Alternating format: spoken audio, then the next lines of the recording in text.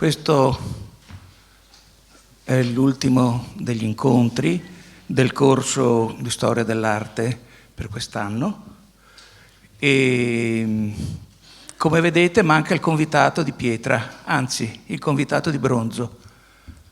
È stato portato ieri il busto del Rangone, di Tommaso Rangone, è partito per Vicenza, dove alla Basilica Palladiana verrà esposto nella mostra La fabbrica del Rinascimento. È una soddisfazione naturalmente anche per l'Ateneo Veneto poter conservare opere così importanti. Ma ci rituffiamo subito nel contemporaneo e abbiamo oggi due protagonisti nostri contemporanei, protagonisti della vita culturale veneziana, che hanno dato molto al tener viva proprio questa tradizione. Giovanni Socol, tutti voi li conoscete, è pittore, ma è stato scenografo, illustratore, ha partecipato a moltissime iniziative, ma a presentarlo abbiamo avuto il piacere di chiamare un'altra personalità molto importante del mondo culturale veneziano che per molti anni ha insegnato proprio all'Università di Ca' Foscari storia dell'arte contemporanea. Quindi io lascio senz'altro a loro la parola e a voi tutti il piacere di ascoltarli. Grazie.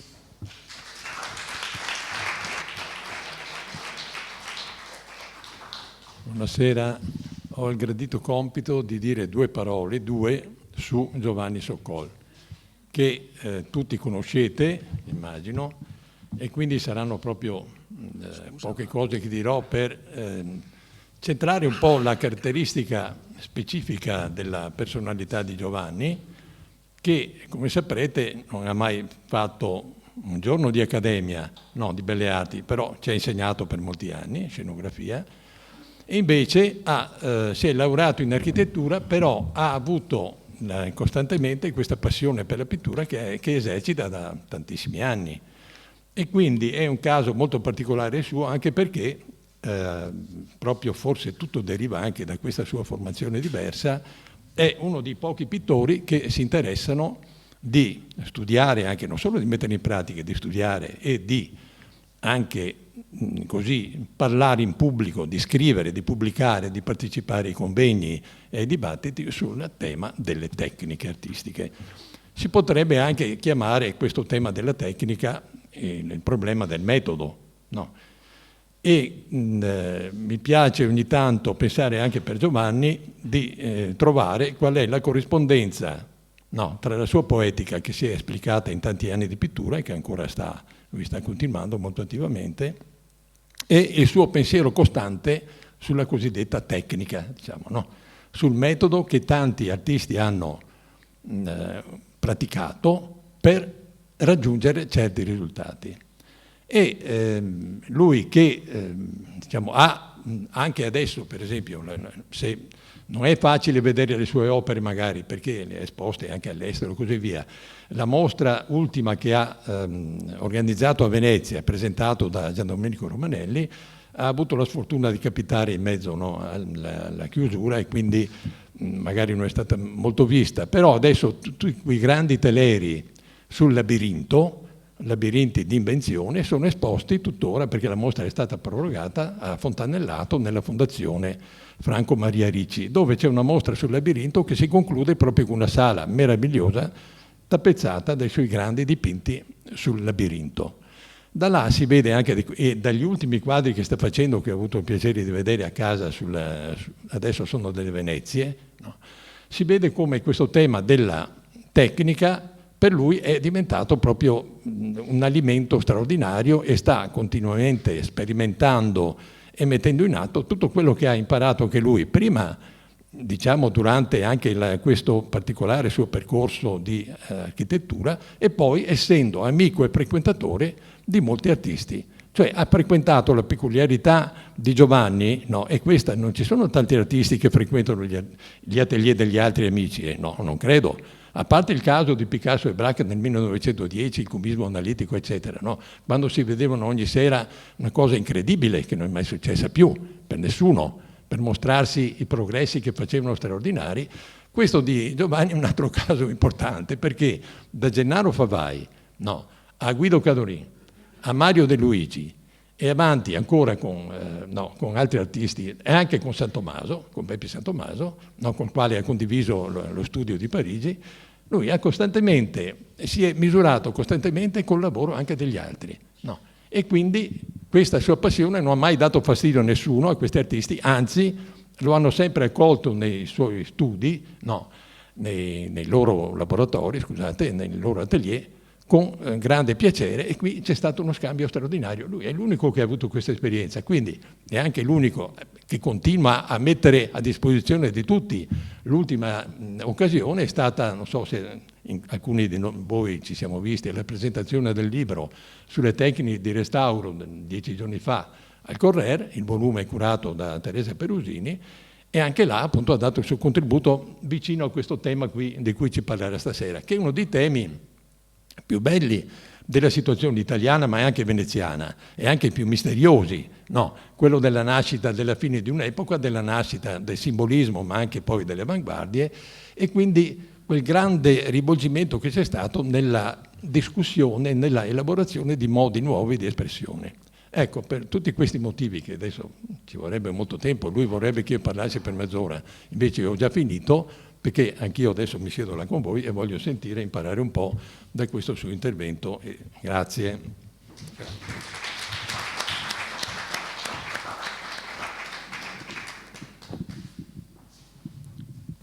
Penso che la proiezione sia talmente eloquente che si può considerare finita la seduta. Allora, avete sentito quello che ho detto prima? Sì, che potrebbe essere la seduta finita, vedete questi quadri e pensateci a casa. Comunque, materia, immagine nella pittura tra 8 e 900 potrebbe essere un corso triennale di specializzazione all'università. E io qua mi limito a un'ora di conversazione e devo restringere il più possibile la cosa. Questo mio intervento è partito da una preghiera di Giorgio De Chirico che ho trovato in un libro. E la preghiera fa così: preghiera mattutina del perfetto pittore. Preghiera mattutina del perfetto pittore. Questa preghiera il perfetto pittore la recita ogni mattina prima di cominciare a lavorare in ginocchio davanti al suo cavalletto. È una cosa un po' pazza ma simpatica. Mio Dio, fate che il mio mestiere di pittore sempre più si perfezioni. Fate, mio Dio, che per mezzo della materia pittorica io progredisca fino all'ultimo giorno della mia vita. Datemi, mio Dio, intelligenza, forza, volontà per sempre migliorare le mie emulsioni. E qua mi sono fermato, perché bisogna chiarire sta cosa fondamentale. Che possano esse diventare sempre più aiutanti, che possano esse dare alla materia della mia pittura sempre maggior trasparenza e densità, sempre maggior splendore e fluidità. Fate, mio Dio, che io possa ridare alla pittura il lustro che da quasi un secolo essa ha perduto.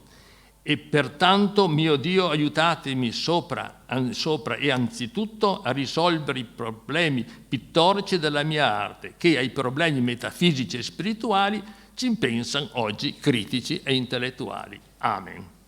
Ecco, allora, l'Ottocento. La metà dell'Ottocento ha due correnti di pensiero. Una è la ricerca storica sui materiali, una ricerca storica sulle tecniche del passato per riproporle per le diverse esigenze espressive. Non è una ricerca fatta solo per l'industria, ma anche per riproporre queste tecniche in funzione delle necessità espressive che vengono a maturarsi. La tecnica e un'altra parte invece è indirizzata verso l'industria. L'industria che propone colori nuovi, leganti nuovi e altre soluzioni per la pittura. Andiamo avanti a vedere i libri. Li scorro lentamente, velocemente. Cennino Cennini, il libro dell'arte agli inizi del XV secolo, del 1400. Cennino Cennini, in questo libro dell'arte, racconta dettagliatamente come è fatta la pittura nel XIV secolo. Leggendo sto libro impari come nel XIII secolo dipingeva Cimabue, Giotto, eccetera. Libro interessantissimo che poi è stato tradotto dall'italiano in inglese dalla Merrifield nel 1840 ed era il libro base per i pre-raffaelliti. E questa è una delle cose più importanti della storia dell'Ottocento. Poi abbiamo il Giovan Battista Armenini, che è un altro libro del 1557, che è molto importante. Il De Mayerne, importantissimo perché i francesi sono i primi a puntare lo sguardo sulla pittura veneta, in quanto pittura composta di parti magre e di parti grasse, cioè di emulsioni e oli resinosi. Poi il Pacheco, che io purtroppo è scritto in spagnolo, per cui non so da che parte muovermi e non l'ho mai letto, aspettate un attimo che qua. Il Pacheco, e poi il Payot de Montalbert, che è un libro, che sono 10 libri, dove l'8° e il 9° sono molto importanti per quello che riguarda la pittura. Anche il Montalbert è importante per la pittura veneziana, cioè veneta, in quanto la analizza come pittura di corpi magri e corpi grassi bilanciati fra di loro, e così anche il Mérimée. Dopo Chevreul, importantissimo per quello che riguarda tutto il divisionismo e il puntillismo, per i rapporti complementari tra di loro, e poi la Merrifield, la quale ha tradotto la traduzione in inglese del libro del Cennino Cennini. Più avanti abbiamo Reislich, che è un libro importantissimo anche perché è stato tradotto in italiano ai primi anni del Novecento, per cui ha fatto parte della cultura pittorica italiana. Poi importantissimo è il Selvatico, studio critico, storico, studio estetico, critico delle arti del disegno.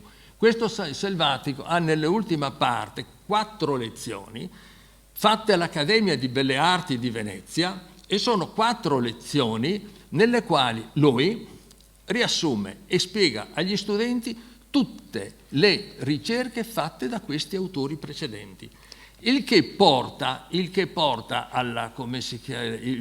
all'interno dell'Accademia di Belle Arti una conoscenza che non era nelle altre Accademie di Belle Arti. Porta l'Accademia di Belle Arti a essere all'avanguardia in quel momento delle ricerche storiche sulle tecniche e sulle metodologie.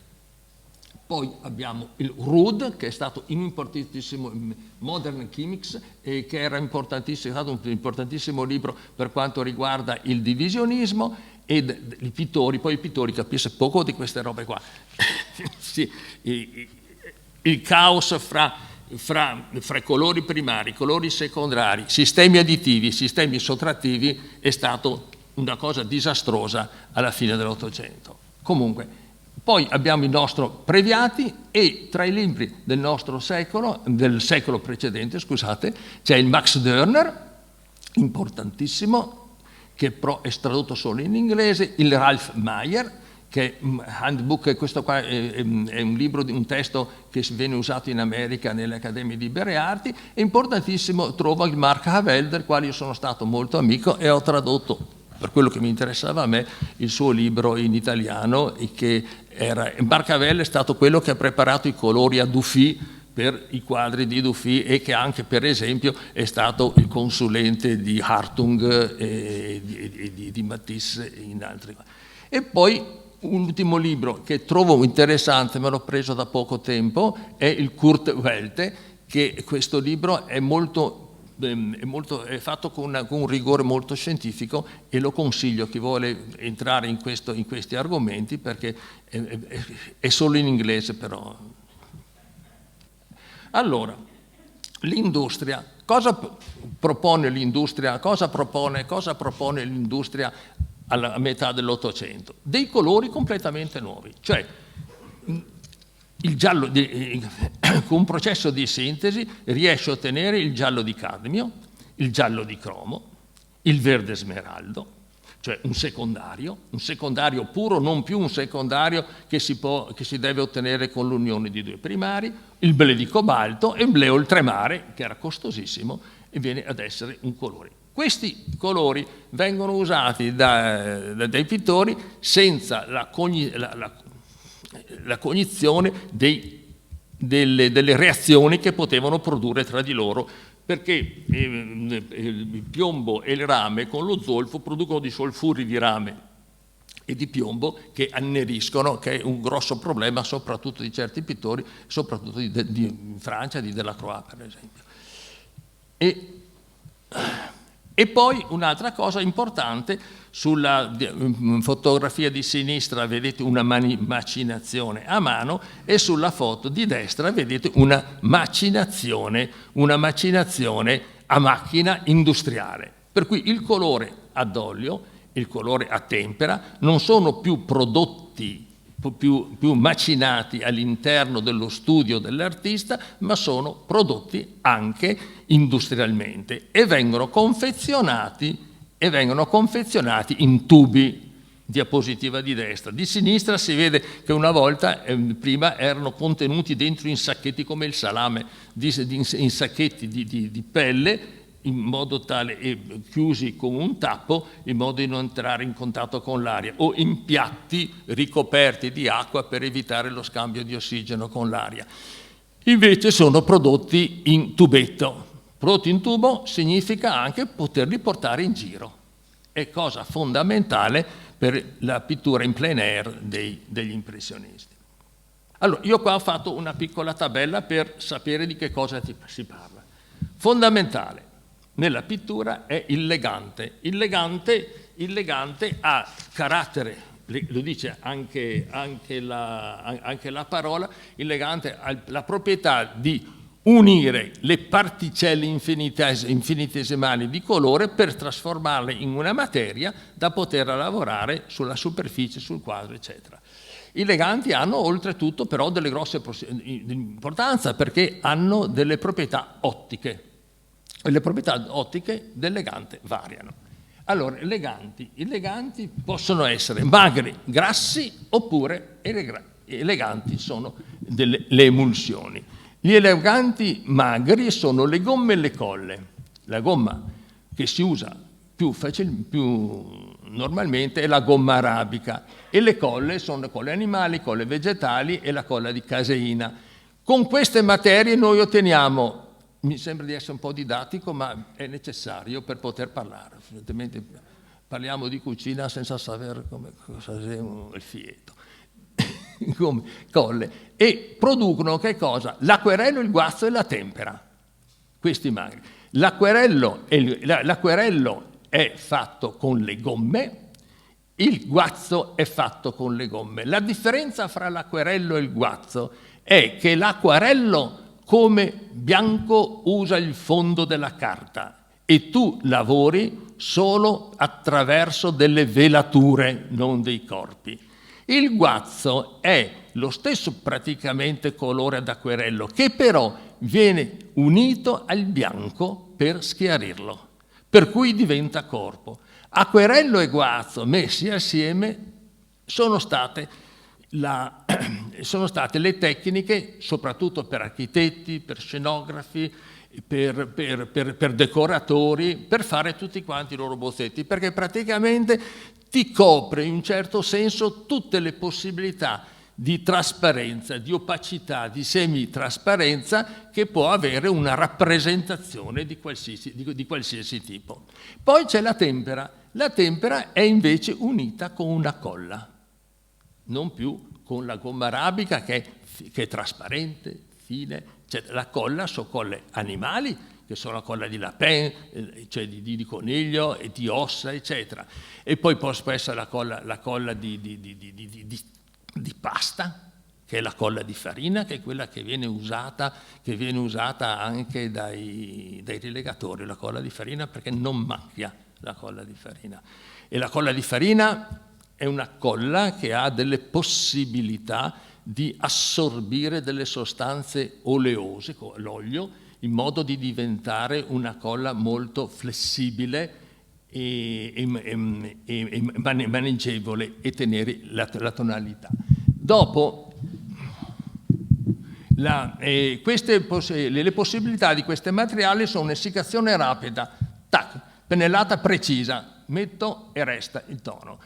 Però hanno dei problemi, non l'acquerello e il guazzo, ma la tempera, che è un problema, il calo di tono. Nel momento che la tempera si asciuga, mi cala di tono, diventa di una tonalità inferiore, e là è un grosso problema, che poi riacquista con una verniciatura, ma la riacquista secondo una tonalità che di solito non è quella che si vuole. Non è possibile impastare sulla tela, e poi hanno delle alterazioni nella verniciatura.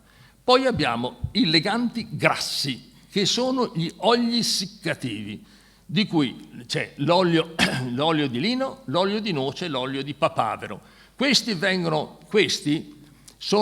stato possibile usarli nella pittura solo quando si è potuto, attraverso la cottura con gli ossidi di piombo, cioè il litargilio, PbO, introdurre all'interno di questi oli dell'ossigeno in modo tale di permettere una essiccazione più rapida e guidare l'essiccazione secondo il tempo di cottura e la quantità dell'ossido di piombo che si viene messa dentro. Assieme a questi ossidi sono introdotte anche delle resine.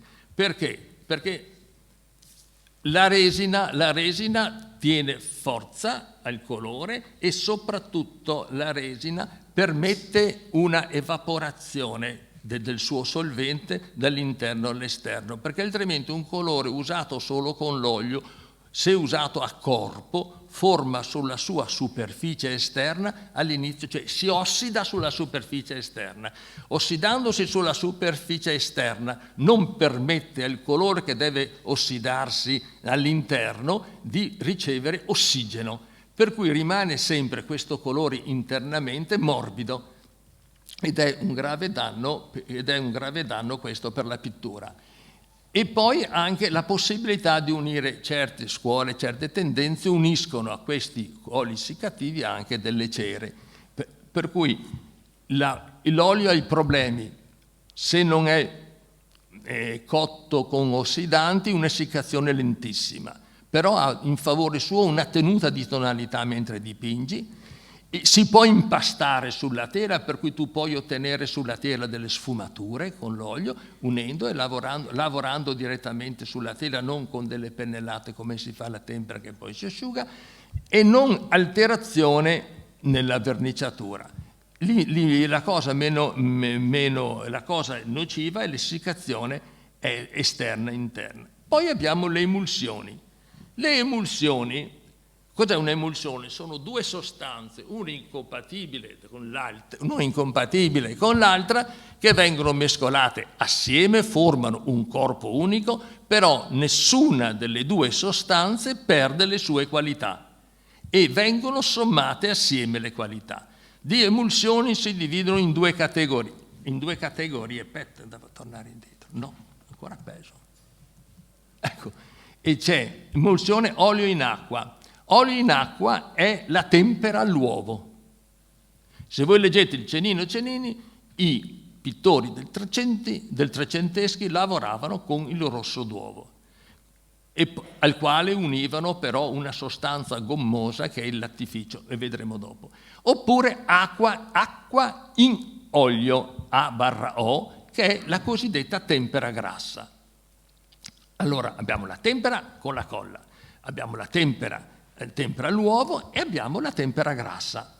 Su queste qua, essiccazione graduata, la materia è luminosa, tenuta del tocco e possibilità di impasto della tela, cioè uniscono le qualità positive dell'olio con le qualità positive di una pittura ad acqua. Aspetta. Ecco, speriamo niente. Ecco, le emulsioni. Adesso ho preso in mano il discorso delle emulsioni, che è quello che ci interessa, perché abbiamo visto la lettera e la preghiera di emulsioni. Sospensione sotto forma di goccioline di un liquido disperso in un altro disperdente, non miscibile col primo. Vedete, ho fatto una vaschetta, ho fatto così, queste robe qua intanto che leggevo per farvele capire meglio. No, c'è il disperso, sono i puntini, il disperdente, il giallo. Il disperso e il disperdente vanno a mettersi assieme e diventare una sostanza unica. E si dividono in due. Le naturali, che noi conosciamo, è il rosso d'uovo, che praticamente è olio in acqua. E l'altra naturale è il burro, che è acqua in olio. Allora, rosso d'uovo ha la tensione capillare dell'acqua e il burro ha la tensione capillare dell'olio. L'acqua ha una tensione, se voi mettete su un tavolo una goccia d'acqua rimane goccia, perché ha una tensione molecolare forte, e se la mettete dentro un bicchiere l'acqua fa così sul bicchiere. Se mettete in un bicchiere olio, l'olio fa curva perché una minor tensione tende a dilagare l'olio. Allora, come sono fatte invece le emulsioni artificiali? Come si fanno? Per mezzo di agenti emulsionanti. E un agente emulsionante è la lecitina. La lecitina, vedremo dopo, o per sbattimento, sbatti, queste qua si mescolano, rimangono là per un certo periodo di tempo e dopo si separano. Oppure con sostanze viscose, soluzioni viscose di gomme o colle. Tu fai una colla molto viscosa, la metti a contatto con un'altra sostanza grassa e la viscosità della colla, mentre si sta asciugando, compatta e imprigiona le gocce di materia grassa. Allora, niente, va bene. Allora, adesso vediamo l'uovo. Sono chiaro? Sì, capito tutto? Beh. Dopo 20 euro. Albume. Guardiamo l'albume. L'albume ha l'85% di acqua, il 13% di sostanze proteiche, che assieme all'albume formano la parte collosa e acquosa, e il 0,5% di olio d'uovo.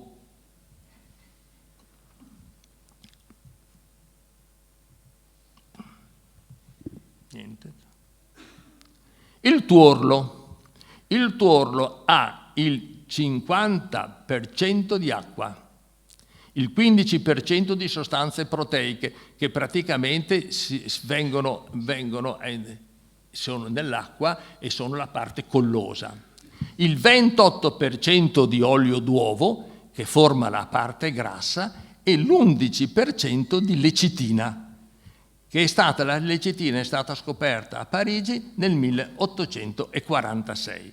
Prima si credeva che l'uovo fosse un corpo che poteva legare acqua e grassi. E poi invece si è scoperto che l'elemento che tiene assieme l'uovo è la lecitina. Tiene assieme la parte grassa e la parte magra. Difatti, quando si fa una maionese, si aggiunge olio e è la lecitina che fa sì che l'olio si incorpori con il rosso d'uovo. Ma il rosso d'uovo bisogna, mettendo dentro l'olio, bisogna superare 3 volte il rosso d'uovo perché da olio in acqua diventi acqua in olio. Tante volte tante persone fanno la maionese e si impazzisce quando ci sono temperature diverse, eccetera, ma fai la maionese, se non metti dentro più di 3 volte l'olio, la maionese la metti sopra una sostanza un po' acquosa e si squaglia, perché è olio in acqua, deve ribaltarsi, deve diventare acqua in olio per non sciogliersi con una sostanza acquosa.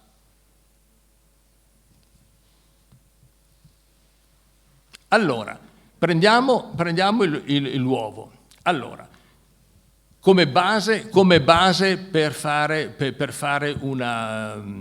di un legante, posso aumentare la parte magra dell'uovo aggiungendo gomme o colle nella parte acquosa, oppure più grassa aggiungendo oli, resine e cere, sfruttando la lecitina, che è l'elemento che mi lega le due cose.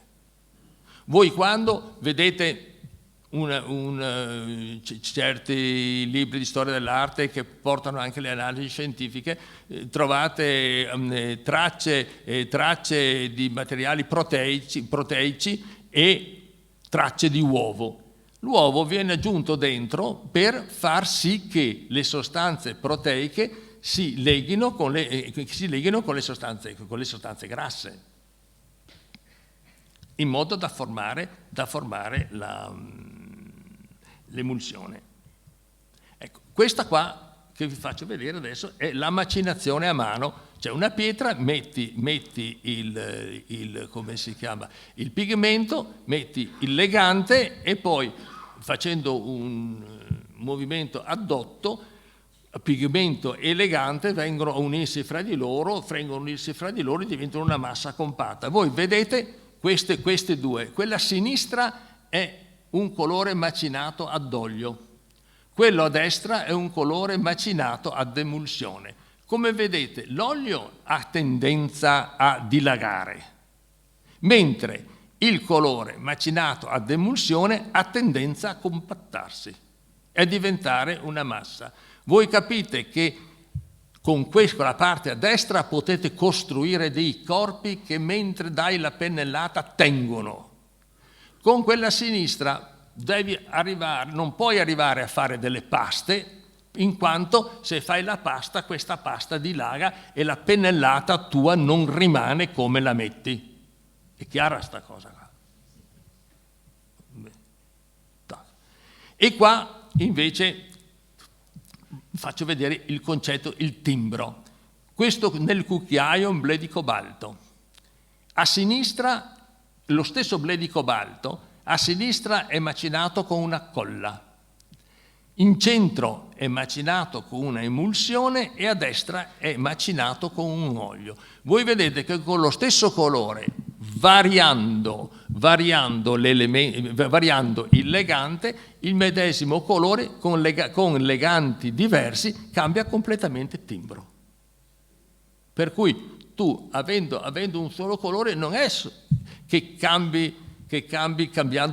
devi cambiare colore, ma puoi cambiare il colore stesso solamente con il legante, per cui hai 3 qualità, una respingente subito, raggio riflesso, raggio incidente e raggio riflesso sono uguali, qua raggio incidente e raggi riflessi hanno due diverse qualità. Quella in ultima a destra avrà la qualità della trasparenza, quella a sinistra avrà la qualità dell'opacità e questa parte in centro sarà mediana tra le due, per cui con lo stesso colore come varia senza aggiungere altri colori ma solamente con il legante. Se trasportate questa cosa in musica sono 3 strumenti diversi che suonano. E questi sono 2 colori nel contrasto, il blu e il giallo cadmio. Voi vedete, miscuglio, giustaposizione e sovrapposizione sono le tre basi fondamentali nel quali il colore diventa espressivo. Se io prendo il blu e il giallo di prima e faccio il miscuglio, ottengo questo verde. Con una giustaposizione, mettendoli uno vicino all'altro, ottengo invece l'effetto di destra, che era molto più sentito nell'effetto della prima diapositiva che vi ho mostrato, quando erano in grandi campiture. Allora, nelle grandi campiture metti un fauve, in queste campiture qua metti un puntista e vedete che solo con la giusta posizione, con la giusta posizione tu ottieni gli effetti diversi. E la sovrapposizione su un corpo giallo come base sovrappongo a sinistra un azzurro e ottengo questo verde. Invece su un corpo blu, con sovrapposizione di giallo, ottengo questo altro verde che ha un carattere estremamente più misterioso che non la sovrapposizione di sinistra. Allora, miscuglio, giustaposizione, sovrapposizione sono il dialogo che tu puoi fare con due colori. E analizziamo i diversi, questo qua è un acquerello di Turner, questo è un acquerello di Morandi. Vedete come Morandi usa il bianco del fondo, è un acquerello con risparmio, cioè con risparmio del fondo. Il fondo rimane bianco e diventa elemento dialogante con l'acquerello che tu fai, cioè diventa colore il fondo della carta. Questo qua è Fisley con acquerello e guazzo, e il guazzo va sopra l'acquerello, non risparmia la carta in sotto, ma va sopra con il colore a guazzo, e il colore a guazzo diventa materia che è usata in dialogo con l'acquerello. L'acquerello ottengo tutte le profondità di destra di questo personaggio, questa profondità, eccetera, e con il bianco prendo e vengo a tirare fuori tutti quanti i primi piani, con un bianco a guazzo. E questo qua è un stupendo guazzo di un anonimo che fa questo paesaggio. Voi vedete che questo colore ha questo senso del bianco internamente, che è il guazzo, che il bianco entra dentro con l'acquerello e forma il guazzo, e ottengo queste stupende atmosfere. Cimabue, tempera l'uovo. Questa qua di Cimabue è una tempera l'uovo. Nel Cennino Cennini è indicato benissimo il sistema di lavorare. Tu prendi l'uovo e aggiungi dell'uovo delle cimature di fico. Le cimature di fico danno un liquido gommoso per aumentare il carattere appiccicaticcio che ha l'uovo. Ma tutta la pittura del 300 è fatta tutta con tempera all'uovo.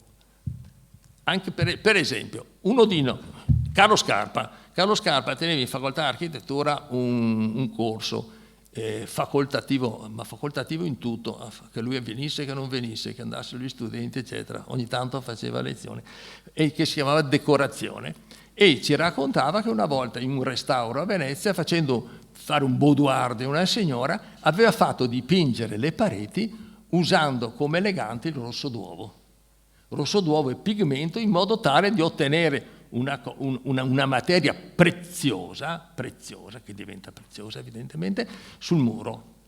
E cosa che mi è stata confermata anche a delle imprese che avevano lavorato con lui, che faceva anche usare la chiara d'uovo alle volte per fare la vernice, perché se tu prendi la chiara dell'uovo, la sbatti a neve, la lasci là a depositare 2 o 3 ore, poi sotto si forma un liquido bianco, butti via la schiuma che una specie di crosta, quell'acqua là è una vernice favolosa che tu puoi dare dappertutto, e anche facile da dare, e lui la usava dentro nei restauri. Questo impresario una volta nega manda fuori a comprare 50 bovi, al negadito ottenivi i rossi e de meciare e aveva fatto questo, tanto per dirvi là. Ecco, questa qua di Vivarini è una tempera all'uovo. E voi vedete benissimo il carattere luminoso che hanno queste tempere. Invece oli resinosi li troviamo in Raffaello, e allora voi vedete i passaggi come sono, specialmente nella parte del busto della donna, che si notano subito nel corpetto, eccetera, e anche nel cielo, sono dei passaggi infinitesimali che puoi fare lavorando sulla tela. Se voi vedete per esempio i quadri trecenteschi, nei quadri trecenteschi i passaggi di colori sono tutti tratteggiati. Sono tratteggiati e tutti dicono divisionismo. No, sono tratteggiati perché il passaggio da un colore all'altro lo puoi fare solo con tratteggio, entrando con un colore e entrando con i due colori attraverso, fai una mezza tinta perché il colore si essica subito. E il nostro Hayez, che è il massimo della pittura oleoresinosa, con queste grandi profondità che tu ottieni attraverso un sistema di velature. Cioè il velatore, il colore a olio, reso trasparente attraverso resine, che diventa come un filtro. E questo è Fra Giacomo, l'ho messo qua dentro perché ti fa vedere la continuazione e la ricerca ottocentesca nella pittura veneziana con questo dettaglio nel quale si sente proprio un sottofondo temperoso che si essica subito, che si coagula, sopra il quale io intervengo con delle sostanze trasparenti. Cennino Cennini nel libro dell'arte ti spiega come devi fare un panneggio. Come si fa un panneggio? I colori per un panneggio. I colori per un panneggio, tu hai un azzurro, hai un bianco e un azzurro in alto. Un vasello di bianco e un vasello di azzurro. Fai metà bianco e metà azzurro e hai il colore mezzano. Il mezzano. Poi fai il mezzano più l'azzurro e hai una tinta intermedia fra il mezzano e l'azzurro puro. Fai il mezzano e il bianco e una tinta intermedia fra il bianco e il mezzano e hai 1, 2, 3, 4, 5 tonalità. E è chiaro che poi puoi fare bianco più il colore sotto, vicino a quello prima del mezzano, e fai un'altra tonalità più chiara. Lo si vede esattamente in questi panneggi di Giotto, tu vedi esattamente che sono i vaselli con le diverse tonalità, e questo qua ti porta a che cosa? Nella pittura trecentesca tu l'ombra hai il colore puro. Non hai come dopo nel 400, nel 500 e 600 che l'ombra sarà la negazione del colore locale, ma hai l'ombra che è il colore puro. In tutta la pittura a tempera trecentesca, l'ombra è il colore puro. Vedete, c'è 1, 2, 3 e 4 vaselli. E qua nel viola, nella terra d'ombra, in questo bianco e in questo rosso qua. E l'ombra è caratteristica nel 300 che l'ombra è il colore fondamentale. E qua vedete un atelier, pittura a tempera, atelier a Gand. Vedete, il pittore sta dipingendo i modelli e qua sul tavolo ha i vaselli con i diversi colori già preparati, come dice il Cennini. Cioè, è una pittura, come si dice in veneziano, da squea, cioè le scodelle con i colori. E nell'angolo di destra c'è il macinatore che prepara il colore. E lo stesso in Gentile da Fabriano, sulla panca in fondo vedete tutti quanti i colori preparati con le diverse tonalità. Cioè non è una pittura a tavolozza, che tu prepari il colore sulla tavolozza, ma sono dei colori preparati che tu dai alle diverse campiture. Invece questo è un atelier olandese del XVI secolo e vedete già che quel pittore ha la tavolozza e tutti quanti stanno preparando i colori, chi prepara le vernici, eccetera, chi fa un quadro in fondo, ma si lavora già a tavolozza, cioè viene preparata una tavolozza e con quella si mescola all'interno della tavolozza e con quella si riporta. È chiaro che ci sono delle fasi intermedie che erano esattamente come prima, sulle quali si lavora adesso in questo modo. E lo stesso in questo altro atelier, vedete, c'è il pittore, il modello, un altro pittore che lavora in fondo e nell'angolo di destra c'è il macinatore. E che è molto eloquente questo quadro, nel quale Divige Lebrun è un'autorità del 790, vedete questo qua ha dipinto anche la tavolozza in modo tale che la si vede con le diverse tonalità del colore già preparate e con il miscuglio sulla tavolozza che poi viene riportato nelle parti della pittura come è il vestito.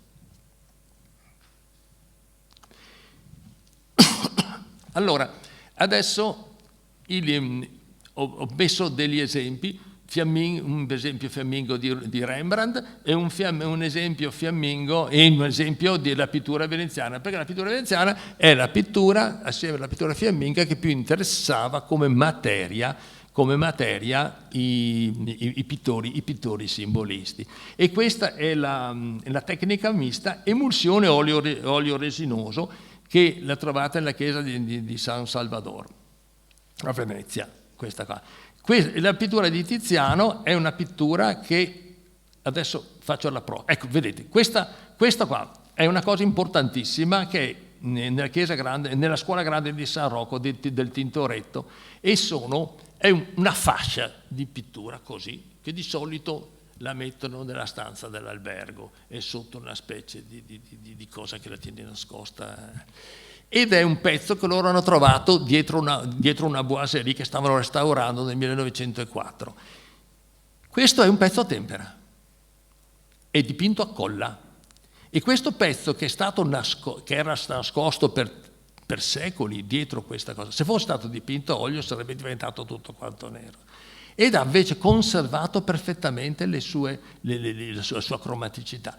E vedete che è proprio che non c'è fusione di colori, ma i colori sono tutti quanti che contrastano a vicenda e diventano vedete questi bianchi sono tutti quanti pennellate visibilissime, che era la base della pittura, come la base che avranno anche questi quadri qua, tipica veneziana, che la base è dipinta colori magri a tempera a colla, nella quale aggiungevano voi dell'olio con elemento mediano che era il rosso d'uovo, ma che però veniva usato esclusivamente per la sua qualità di agente emulsionante. Sopra questa pittura ad acqua voi, se era una emulsione magra o con essenze, se era diluenti, se era una emulsione grassa, poi si dipingeva ad olio ma a velature, non a corpo.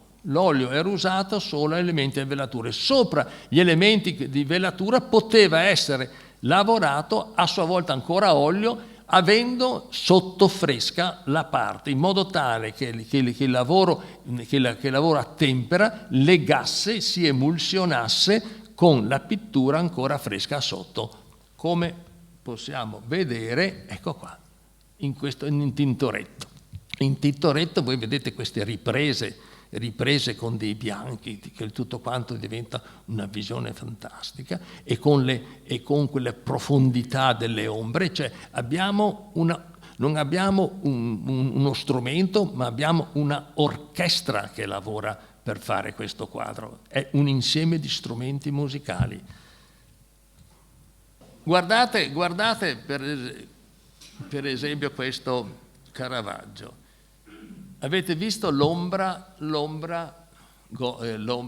trecentesca e quattrocentesca, ma guardate qua Caravaggio, che l'ombra trecentesca è il colore allo stato puro. Qua in Caravaggio il colore lo hai in un passaggio prima dell'ombra. E l'ombra non è ombra, l'ombra è l'oscurità. Cioè noi abbiamo le figure immerse in una oscurità che le avvolge. Cioè siamo passati dal fondo oro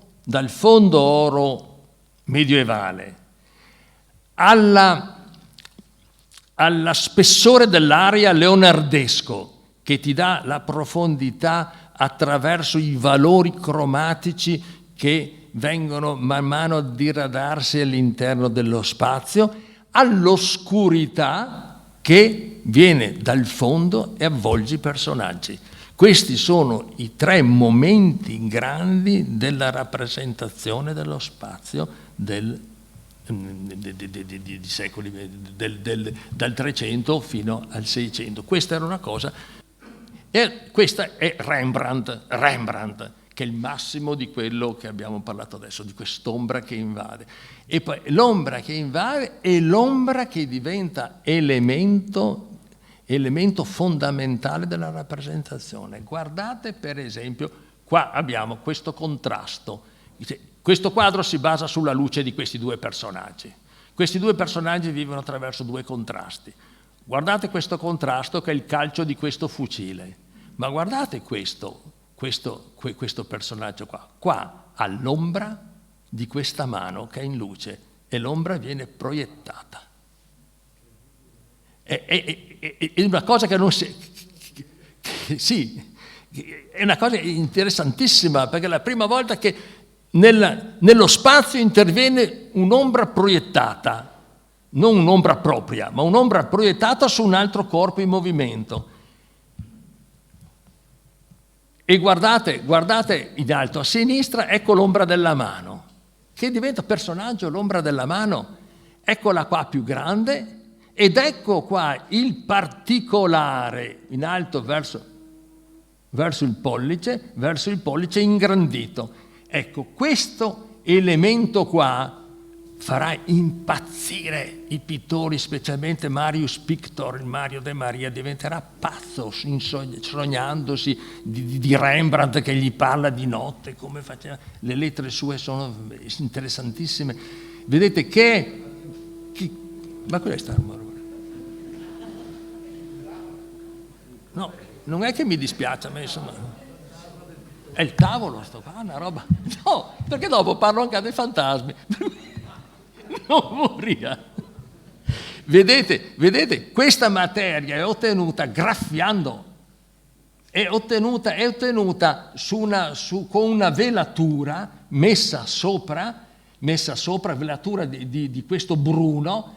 Sotto aveva una struttura in un materiale che vedete benissimo che non è olio, ma è un materiale che si coagula, e poi tolta via la velatura con uno straccio, con un coltello, con quello che voleva, e rimane dentro, inglobata in questi meandri, la velatura, e ho questa meraviglia pittorica qua. Il nostro, guardi, nella chiesa di San Sebastiano, San Raffaele, se l'angelo Raffaele, il nostro guardi, che io tutti questi quadri qua li ho messi non perché mi inventi io queste tecniche qua, ma perché sono cose, ancora il fantasma, sono cose che trovi nei testi seri, che mettono anche la ricostruzione chimica del quadro, eccetera, che è una tecnica fatta di emulsione più olio resinoso. Cioè accoppia la possibilità del tocco, diciamo, a tempera di materia che si asciuga con la velatura trasparente a olio, che gli permette di dare quest'aria e questa atmosfera. E adesso torniamo ai nostri eroi. Allora, Arnold Böcklin e Paul Cézanne. Noi qua adesso esaminiamo i due movimenti della seconda metà dell'Ottocento. L'impressionismo. L'impressionismo. Allora, quali sono i soggetti degli impressionisti? La natura e la società che sta attorno a loro. Pongo l'attenzione su queste cose perché poi vedremo i simbolisti che sono due situazioni opposte, ma a me interessa tanto perché queste situazioni opposte non è che siano della metà dell'Ottocento, fanno parte di tutto quanto il mondo, per cui questa è la cosa più interessante. Allora, e un'altra loro prerogativa è lavorare sul motivo, cioè lavorare sul motivo naturale. Il pittore esce dallo studio ed entra e sta innanzi e lavora innanzi alla natura. Anche questa è una cosa tutta teorica, perché se tu stai davanti alla natura nel giro di 20 minuti cambia tutto. Basta che il sole si sposta, cambiano le ombre, cambia tutto. Hai innanzi a te il volume delle cose che ti rimane sempre quello stesso, però dopo 20 minuti che tu stai lavorando, la situazione è una situazione solo di salute tua, ti sta meglio, bene, eccetera. Ma per non risparmi, ma però vicino c'è sempre un'osteria, perché noi vediamo quello che lui dipinge, ma non quello che è alle spalle. Alle spalle c'è di tutto, no? E c'è un racconto di un amico di Corot che va a trovare Corot a Fontainebleau, che stava dipingendo all'aperto, lo vedi in fondo con grande ombrellone, Corot che stava dipingendo, va là, eccetera, e stava dipingendo un paesaggio di Roma. Tanto per a questo dipingere sul motivo ci credo fino a un certo punto. Si sta bene, non si ha allo studio il peso di essere chiusi dentro un ambiente, eccetera, e si vede, poi tu stai dipingendo qua, vedi là, guarda che bello sto rosso, lo metti qua, ma hai un'atmosfera molto più libera, ma però che tu dipinga quello che tu vedi là è impossibile, perché ogni 3 minuti cambia. Dopo, la pennellata è a tocco. Sono tocchi degradanti o tocchi contrastanti che poi si fondono nella tua retina, dando tutta una dinamica pulsante al quadro.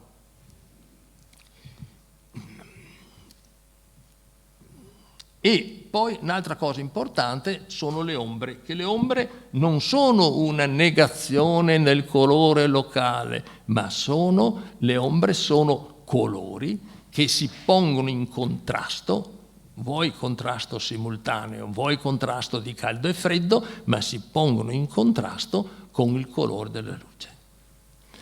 C'è una cosa che ti dicono quando impari a lavorare, che vai in studio, che impari a dipingere: ogni caldo vuole il suo freddo, ogni chiaro vuole il suo scuro, ogni bianco vuole il suo nero. Se voi guardate i quadri, anche questi qua, vedete che sono fatti così: ogni chiaro vuole il suo scuro, ogni caldo vicino vuole il suo freddo e ogni bianco vuole il suo nero. Tutti quanti i libri di psicologia della percezione potete mettere da parte e tenetevi in testa sta roba qua se volete dipingere. Questo quadro di Auguste Renoir, che Claude Monet che dipinge, voi vedete che è proprio un'orgia dell'industria cromatica, dell'industria del colore. Tira fuori tutti i colori che l'industria gli poteva offrire facendo questa siepe, e mette in luce il fatto del pittore che dipingeva all'aperto in mezzo all'aria. E lo stesso Edouard Manet, che vede Claude Monet che sta dipingendo, addirittura in barca sta dipingendo questo paesaggio.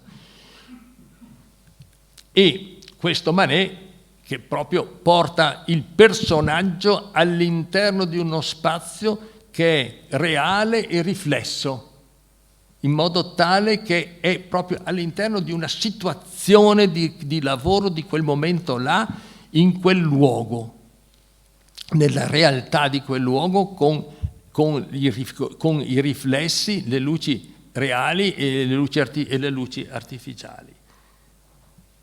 E lo stesso il nostro Renoir con questi canottieri, vedete, un Ferragosto qua. E il nostro Degas che praticamente ha la caratteristica veramente dell'istantanea fotografica, porta queste due in un momento del loro per cogliere l'istante nel quale avviene una situazione. Lo stesso Monet con questo rapporto fra caldo e freddo, dove questo caldo dei papaveri riscalda e mette in relazione e fa cantare i verdi e gli azzurri. E poi interessantissimo questo Monet, vedete che guardate l'interno di questa cupola, l'interno di questo ingresso, dove le ombre sono fatte con il blu e il suo complementare l'arancione. L'ombra diventa un colore che pulsa per natura propria, non la negazione del colore locale. Il nostro Lancerotto, che fa il ritratto di Guglielmo Ciardi, e anche questo, vedete, in Italia lo stesso, c'è questo far mostrare che il pittore lavora all'aria aperta. E questi sono i nostri macchiaioli, dove vedete che la stesura del macchiaiolo è molto meno frammentaria della stesura dell'impressionista, ha delle vastità di superfici maggiori e secondo me c'è una calma maggiore e un'aria che entra dentro, che è a mio avviso migliore di quella degli impressionisti. Guarda, questo qua, aspetta, adesso devo tornare indietro. Ecco qua. Questo qua è un quadro stupendo del Fattori. La composizione, l'apertura ai lati ti dà proprio il senso dell'apertura verso un orizzonte. E questo favretto dove questo cappello diventa il riflesso del sole e diventa il sole che entra dentro nel quadro, e questo sole con questa linea di freddi che poi viene ripresa con i caldi del prato. Trovo che la composizione di questo quadro è stupenda ed è uno dei più grandi capolavori dell'Ottocento. E lo stesso il nostro Lega. Seguite per esempio, un impressionista avrebbe torturato tutta quest'ombra, invece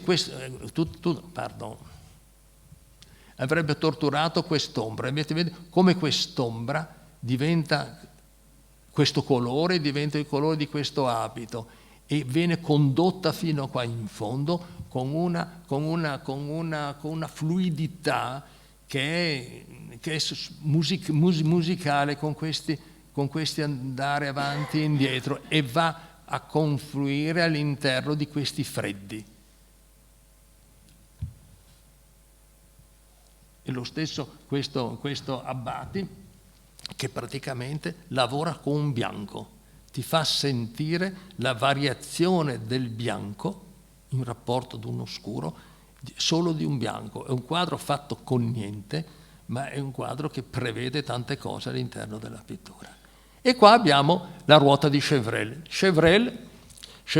che era un chimico francese che lavorava alla Gobelin, il quale aveva un problema con il nero, che non gli diventava mai un nero giusto che lui voleva, e poi scopre che il problema del nero era prodotto dai colori complementari che venivano messi vicino al nero, che ogni colore, della complementarietà del colore, che ogni colore portava sul nero il suo complementare, e allora fa tutta quanta una ricerca sui colori complementari, perché ogni colore porta sull'altro il suo complementare nel rapporto nel quale viene steso. E allora fa la grande ruota di Chevreul, dove i colori opposti sono i complementari, in modo che tu sai il riferimento di diversi colori.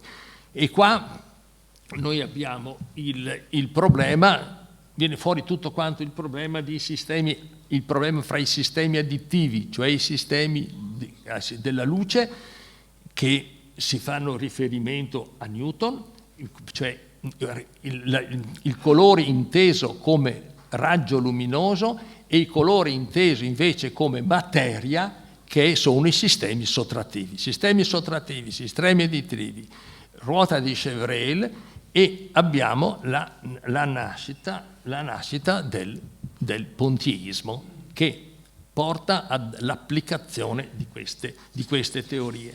E teniamo presente che davanti alla teoria di Newton, il Mengs del 1762, nel suo testo, nel suo libro sull'armonia del colorito, dice: ho parlato di 5 colori: bianco, giallo, rosso, azzurro e nero, allontanandomi dai principi di Newton che ne assegna 7, perché ho trovato più conveniente parlare secondo la ragione acquistata dall'esperienza e dalla pratica della mia professione. Cioè il problema fra scienza del colore newtoniana e del colore come raggio luminoso e il colore come materia sarà una cosa che andrà avanti per tutto quanto la fine dell'Ottocento, portando di grossi problemi fra i pittori, tendenze diverse, eccetera, e sarà una diatriba che i pittori in un certo momento dicono: no, i colori sono 5, perché il problema del pittore è il problema del miscuglio, e invece il problema della proiezione della luce è completamente un altro, e qua ce n'è da parlare per dei secoli. Vedete, fino adesso dall'inizio del 400, con le tavolette del Ghiberti e con la scoperta della pittura a olio, lo spazio è uno spazio prospettico. La prospettiva serve a definire lo spazio e si basa su uno spazio percettivo.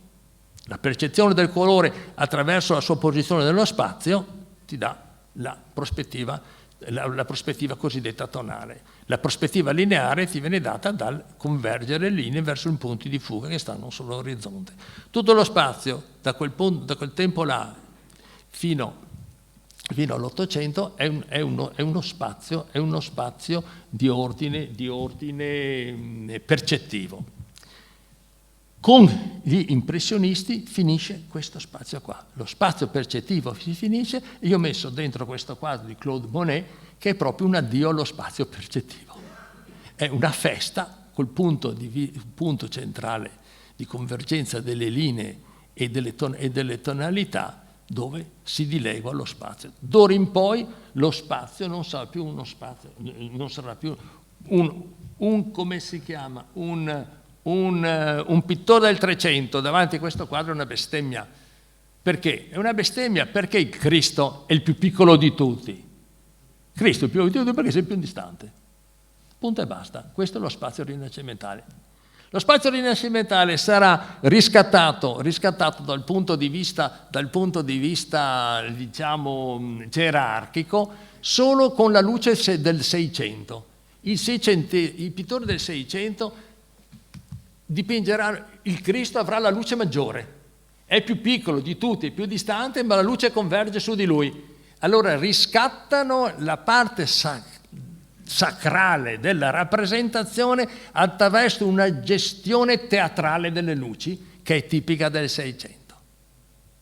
In questo caso qua il Cristo è un povero Cristo là in fondo, e questi signori che trattano i loro affari sono le persone, cioè non è uno spazio gerarchico. D'ora in poi però con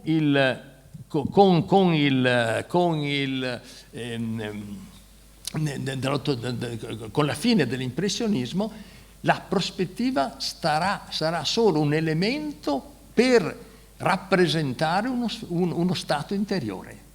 La prospettiva, di tutto l'espressionismo, noi vediamo che la prospettiva diventa uno spazio di angoscia, uno spazio interno, di punti di fuga che si sovrappongono, vengono posti all'estremo limite, come vedremo più avanti. Ritorniamo a bomba.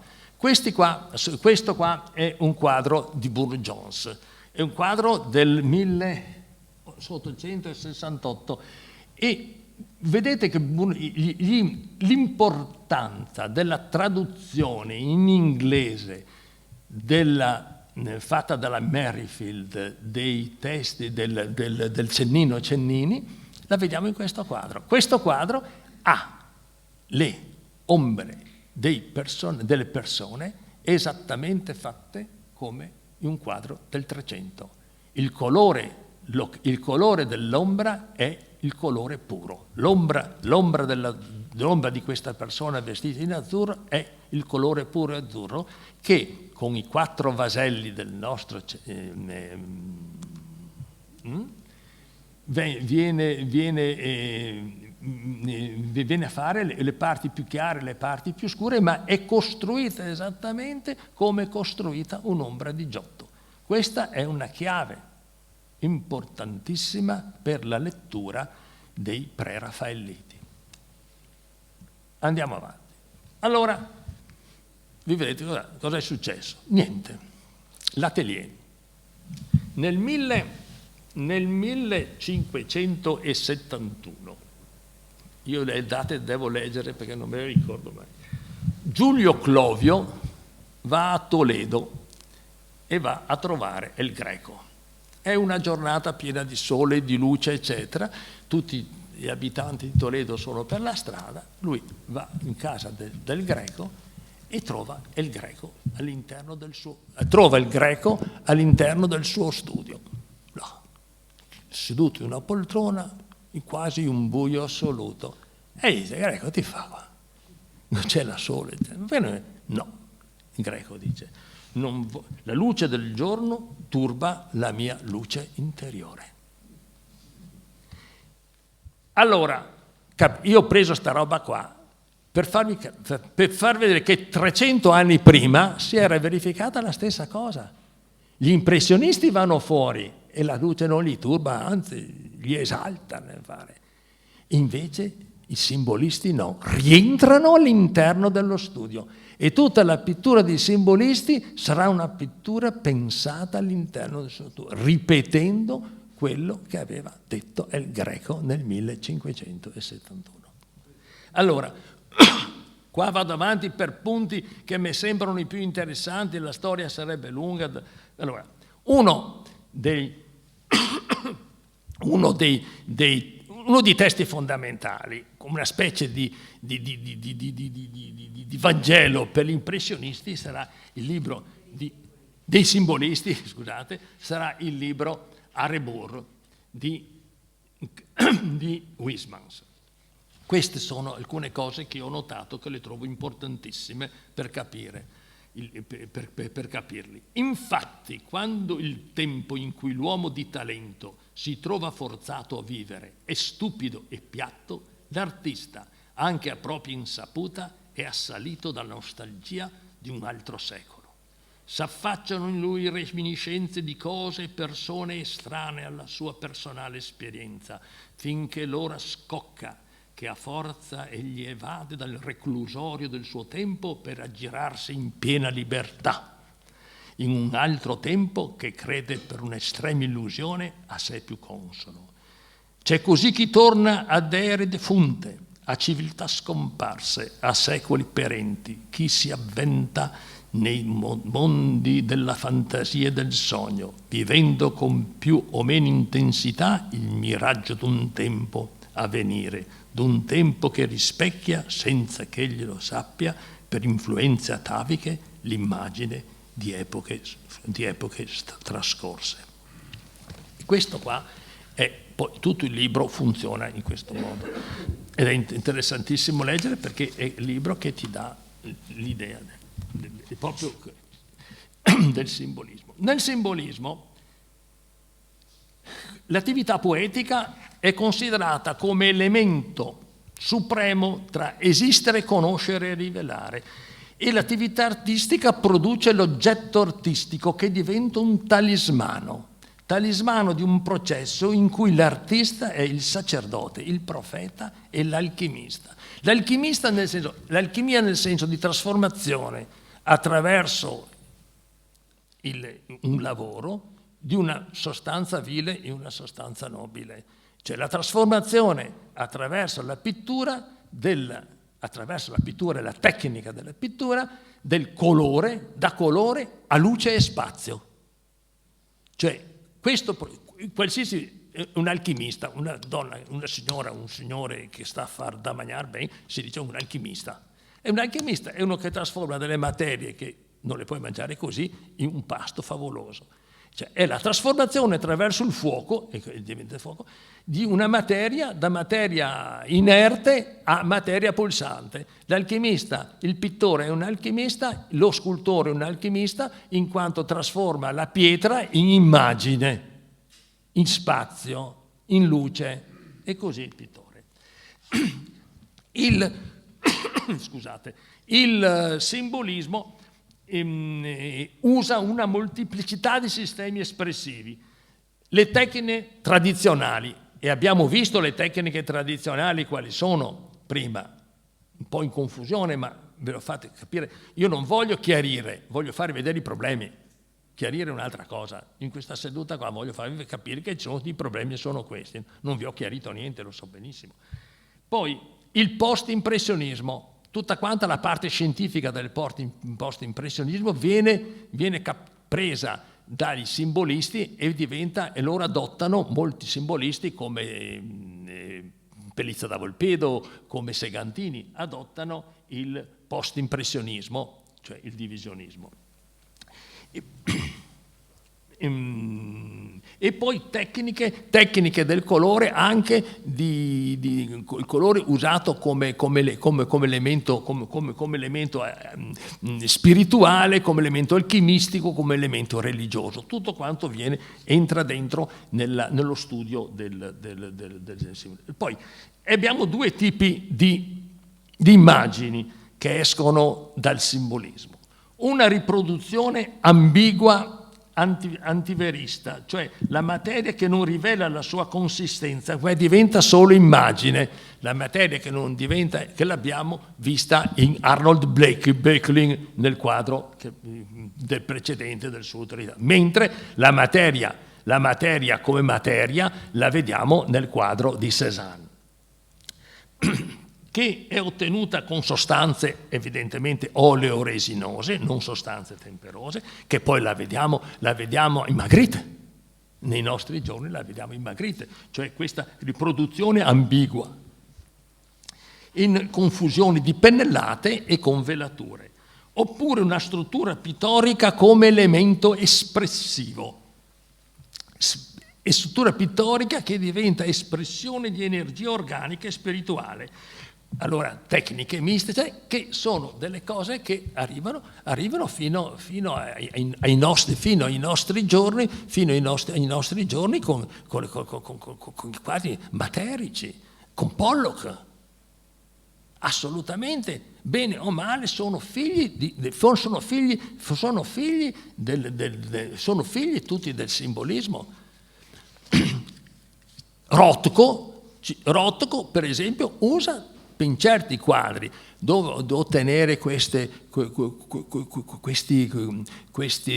trasparenze, eccetera, usa tempera all'uovo.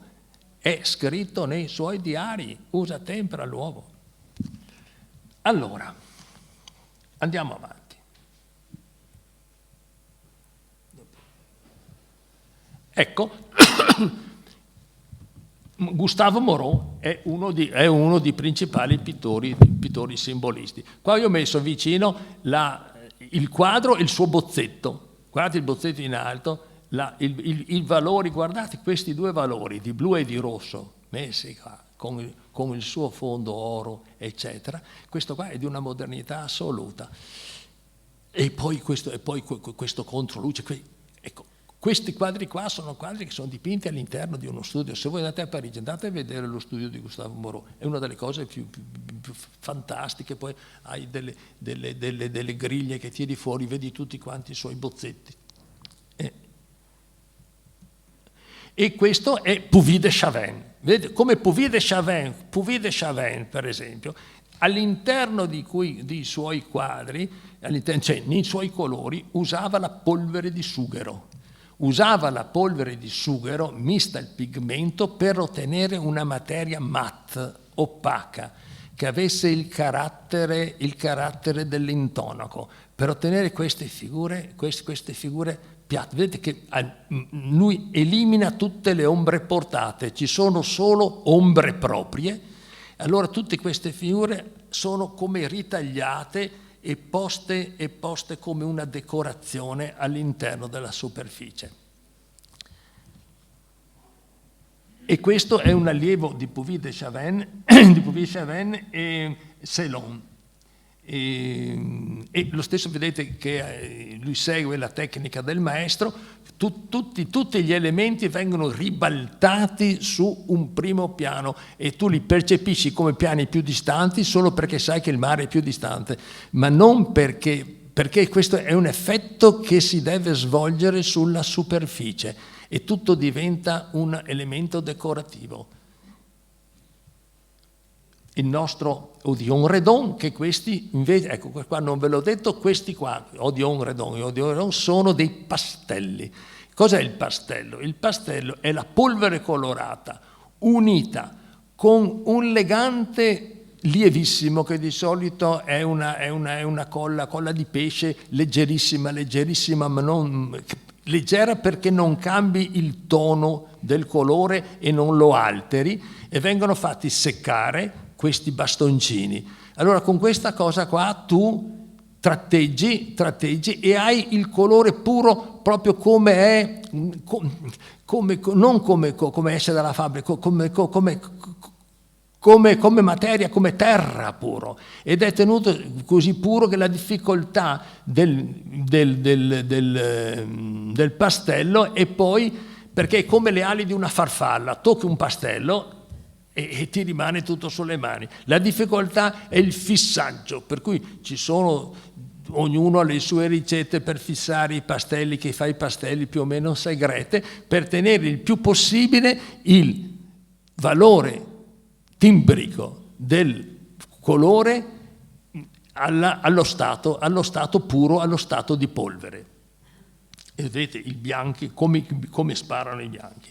E questo è il nostro Böckling della prima A, che ha fatto la famosa Isola di Morti. Come qua voi vedete il valore delle ombre nella parte centrale, un valore rembrandtiano che poi sfocia all'interno della parte destra e sinistra in altro tipo di valore colore più atmosferico, e i valori dei tre bianchi, bianco e bianco. Questo quadro ha fatto 7-8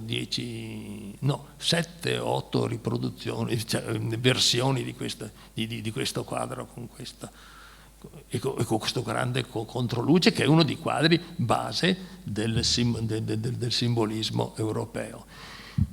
Henner, questo è Henner, Prix de Rome, e voi vedete l'influenza della pittura di Tiziano all'interno di questo quadro. Fontaine-Latour, lo stesso.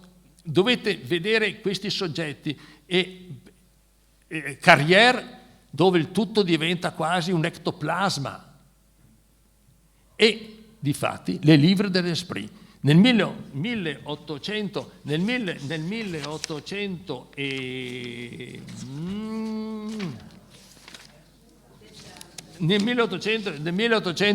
1860 a Parigi viene pubblicato Les Livres de l'Esprit, cioè il libro degli spiriti. Adesso quando si parla di spiriti, di solito la gente ti guarda come io guardo un bambino quando mi parla della Befana. Sì, caro, portare Befana, il carbone, eccetera.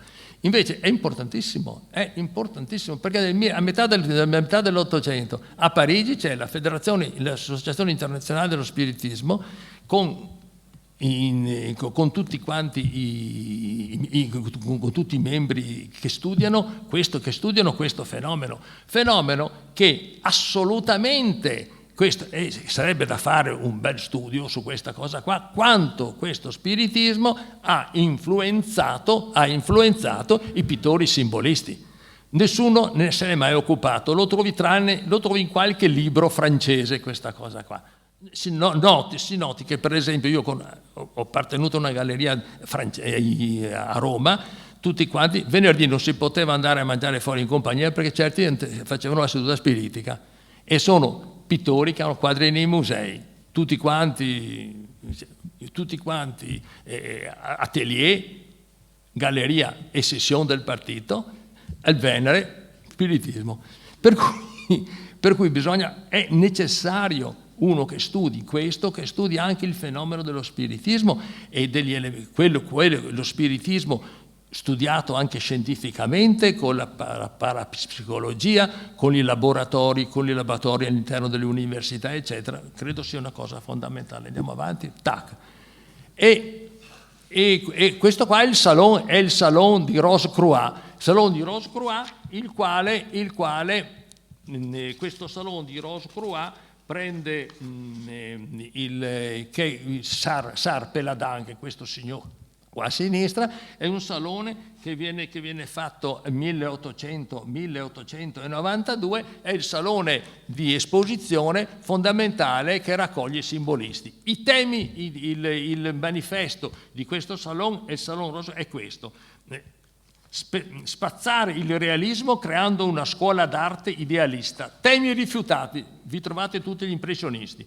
Storici, pitture patriottiche e militari, rappresentazioni di vita contemporanea, sia pubblica che privata, ritratto, scene rustiche, paesaggi marini e marinai, cose umoristiche, orientalismo pittoresco, animali domestici o legati allo sport, fiori e nature morte. Temi favoriti, ideale cattolico, e qua ci troviamo con il nostro De Chirico della fine della sua lettera, ideale cattolico, misticismo, mito e leggenda, allegoria, sogno, parafrasi, si preferiscono opere a carattere morale, dogmi cattolici, interpretazioni di teogonie orientali, nudo sublimato. E ci sono niente un po' di meno che Bernard, Bourdelle, Delville, Gauguin, Hodler, Previati, Rouault e Vallotton. Tanto per dire qualche pittoretto. Allora, andiamo avanti, che dobbiamo finire. Ecco qua i temi rifiutati, e adesso abbiamo i partecipanti a questo salone. Delville, Gauguin, vedete come ognuno è diverso dall'altro. Qua abbiamo tutta quanta la mancanza di ombre portate che avevamo visto prima, ma con riferimenti alla xilografia orientale. Poi Émile Bernard, Vallotton, Hodler, il paesaggio di Hodler, dove tutto diventa architettura, il nostro Previati, stupendo quadro. E qua sono finiti. Qua abbiamo invece i simbolisti nostri, come Mario De Maria, le tavole dell'osteria. Questa osteria dove era successo un delitto, lui rappresenta solo delle tavole, e queste tavole c'è tutto il mistero e poi il nostro Laurenti, che è alle gallerie qua di Capesaro, dove si vede il dettaglio che lui faceva una emulsione usando la gomma arabica. Vedete della finezza di questa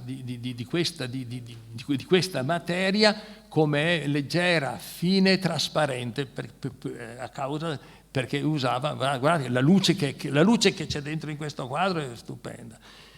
E poi il nostro Segantini e Pelizza da Volpedo, pittore stupendo con 1, 2, 3, 4 bianchi. Guardate questa la composizione di questo quadro qua, che poi diventa la composizione di questo cerchio di Previati col diametro che lo divide in due, e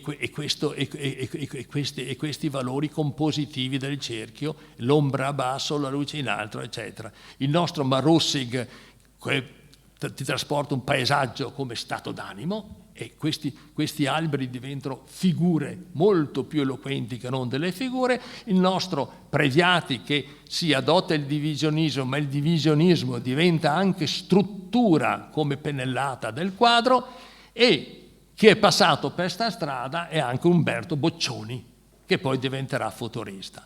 Allora, qua abbiamo Sérugier, che che dice colori puri, tali e quali vengono fuori dal tubo, quasi senza miscuglio con il bianco. Perché? Perché il miscuglio con il bianco ti dà i valori tonali. Nel momento che De Chirico diventa metafisico, non mescola nessun colore con il bianco, in modo tale che il bianco e il nero diventano due colori. Se voi guardate la metafisica e guardate le case dei marinai, sono dipinte con un bianco puro e ci sono dei neri puri che diventano colore. Perché? Perché non ha usato né il bianco né il nero per tagliare gli altri colori. Questo è il grande valore della metafisica, che se tu entri come al MoMA di New York, c'è una stanza che in Italia in nessuna parte c'è di De Chirico, tu entri dentro e dici porca miseria, qua c'è una luce nuova nella pittura. Com'è questa luce? Una luce nuova, nessun pittore ha mai fatto questa luce qua. Non sono queste teste a forma di uovo che non ne frega niente a nessuno, sono delle balle. È la luce di De Chirico quella che ha fatto una novità assoluta nella pittura moderna e fa di lui, non sai che fa delle schifezze orrende dopo, ma De Chirico a 10 anni, come ogni pittore ha solo 10 anni di vita, ha fatto 10 anni nei quali ha inventato una luce nuova nella pittura internazionale. Via. E allora qua abbiamo Munch, che la natura sembra tinta di sangue e i personaggi assomigliano a dei sacerdoti. E da qua nascerà tutto l'espressionismo, e il nostro Marinetti che dice uccidiamo il carne di luna e balla, fa la luce da lampada d'arco che nasconde la luce della luna. E il nostro Cézanne, che non gliene ne può più, dice io vorrei... Porca mia, Bondi. Ecco, vado a stupire i parigini con una mela. E qua c'è il ritorno a una nuova visione della natura che è la mela, cioè la pittura pura. E da qua nascerà tutta quanta la corrente, Picasso, il cubismo, eccetera. Basta.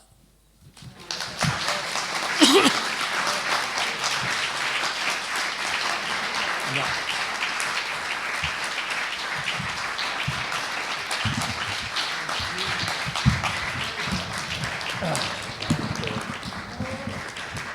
Grazie Giovanni, siamo molto contenti di aver sentito questa. Perché avevo sto organismo qua. No, la prossima volta ne farai io due. Io preferivo con le diapositive che poi cadevano le diapositive.